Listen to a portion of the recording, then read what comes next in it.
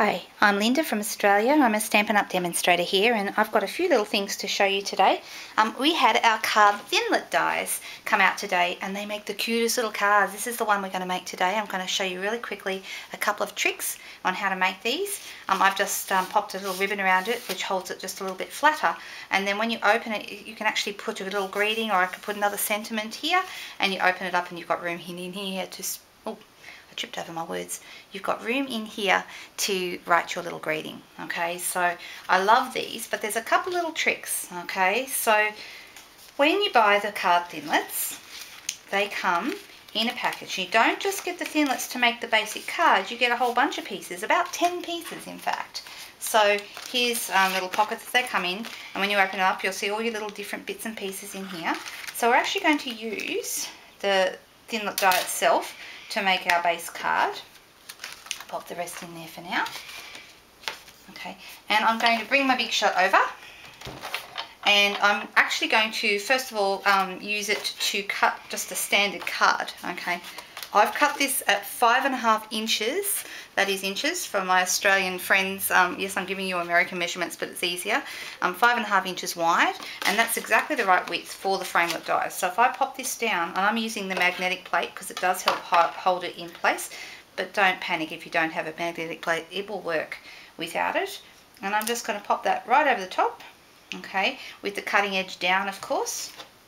Pop my other cutting plate on top, and I'm just going to roll that through. I have found that it makes a bit of a clunking, clicking noise. Don't be alarmed. That's just letting you know that it's doing its thing. It's absolutely fine. Alright, so the first thing you'll notice is that it's actually cut the whole thing, whole shape. You just push it out, right? So you get 2 of these out of a piece of A4, 5.5 inches wide. Okay, and you can see I've got it here, and what it's done, it's cut this circle here in the middle. This is the circle's framelit shape. Okay, and I'm actually just going to fold on the score lines that it's made. It's scored it for me, and fold the other one back. Okay, oh, I just went around the wrong way. I'm such an expert. Alright, so you can see anyway that it's doing this little thing for you. It's flipping over, and that's a cute little card, but the problem is, where do we write our greeting? So what I really like to do is to actually use a wider piece. Now this is actually, once again, cut to 5.5 inches wide, but it's the full width of my cardstock, my A4 cardstock. So I'm going to do the same thing I did before. Plate down first. We'll bring it closer so you can see. Plate. Then my first cutting plate. And then I'm actually going to this time do something slightly different. Okay, we know that we want our cutting edge facing towards the paper, but what I'm going to do, instead of having this one here where it's going to cut this bit off, I'm actually going to push that inside. So it needs to be 5.5 inches wide to meet up with the die, but I've found that the tip is when you're doing this particular thing with the flap, this is going to make a longer, wider card, you actually need to cut just a couple of millimeters off the width, the 5.5 inches. So I cut it just maybe 1/8 of an inch or a couple of millimeters less wide, because then it will fit in between my die and it's the perfect shape. So it's going to do all these cuts, but because this end is actually on the other side, it's not going to cut this end. Okay, and I'll show you what happens.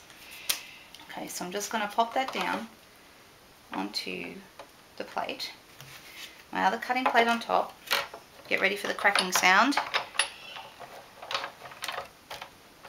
Here it comes. Oh, it's quite tight, but it works beautifully.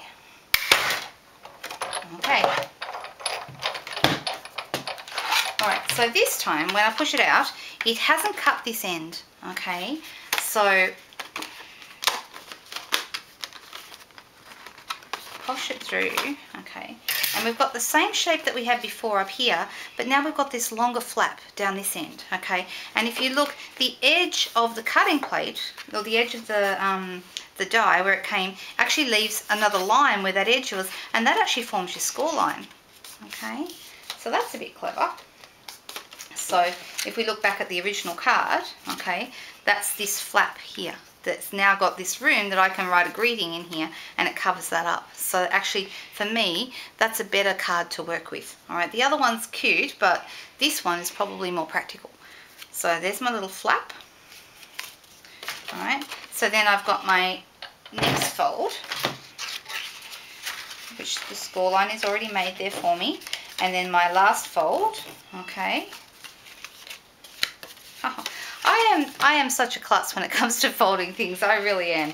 But you get the drift, okay? I've actually done it the other way around, but you can see that that's how it opens up, all right? Either way is fine, doesn't really matter. So then I can pop this piece here, which is my, sorry, wrong way around. This piece I've cut in advance, and then I've got this piece which is going to go here in the middle. Now when it comes to cutting around this shape, I actually went back and I cut this. I put this back on the line and I cut this shape once again so that this circle perfectly matches up with the other one, and that's what I used to create the circle here. Okay, does that make sense? For me, that was the easiest way to do it. I could also have glued it on at the beginning and it would have cut through all together. That's another way to do it. Then I actually used some of the other pieces in here. There's a little scallop that I've used. The circles from the circles framelits, so they're from a different set, but I liked the look of that. And I put the thanks on there as well from this set. So once again, to show you some of these little guys. Alright, so you can see some of the different shapes that you get in here, which made this awesome little motif on the front. Okay, so there you go. That's how that works. Isn't that cute? I love it. I love how this works. So I hope you have fun with your card framelits. They're available for sale now in Australia here. They're $55.95 for either the circles or the labels ones, which I haven't shown you the labels ones today, but if you'd like to see those, come to class next month because I'm going to show them off in technique class, and I'm going to show you a few different styles or different ways of putting these together. If you wish to purchase them, you can go onto my website, which is lhiggins.blogspot.com, and there's a shop now button on there, and you can click the button and order them to come straight to your door just for a small postage charge.